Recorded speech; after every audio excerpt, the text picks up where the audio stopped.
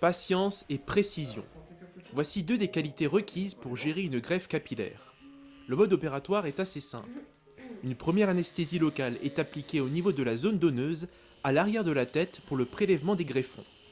Ces derniers sont composés de 2 à 3 cheveux. Le patient décide ensuite de la zone et du design pour l'étape suivante, la réimplantation. Une seconde anesthésie est ensuite appliquée. Dans ce cas, 2 techniques sont utilisées pour réimplanter. L'une avec un stylo Choi, qui perce tout en mettant en place le greffon, et l'autre avec une lame diamant qui consiste à faire des pré-trous pour ensuite positionner le prélèvement. Une opération longue, mais bien accompagnée. Il voit pas, il n'a pas de visuel, il entend uniquement le bruit d'une machine qui tourne.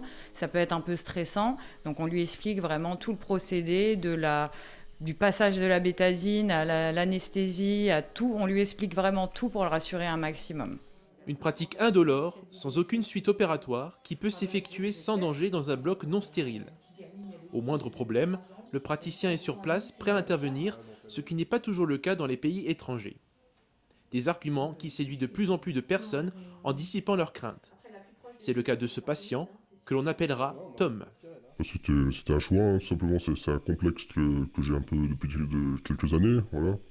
J'avais deux, trois personnes dans mon entourage qui l'ont fait, donc voilà, donc on a pu échanger à ce sujet, et puis donc j'avais pas d'appréhension particulière. Voilà, je suis allé, comme dit, assez confiant, et puis l'équipe se veut plutôt rassurante, donc voilà. Pour que la structure puisse proposer la greffe, une des personnes doit être habilitée.